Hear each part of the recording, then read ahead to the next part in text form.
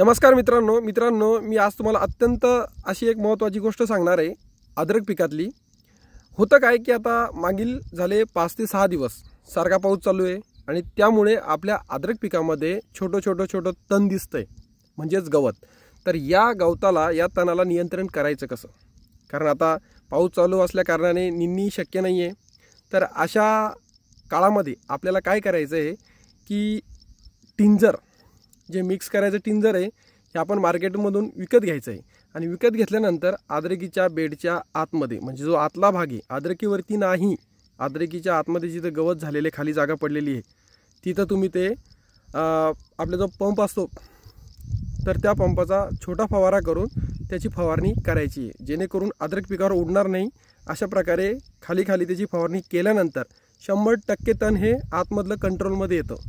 हा माझा प्रत्यक्ष अनुभव आहे आणि तुम्ही पण बघून घ्या।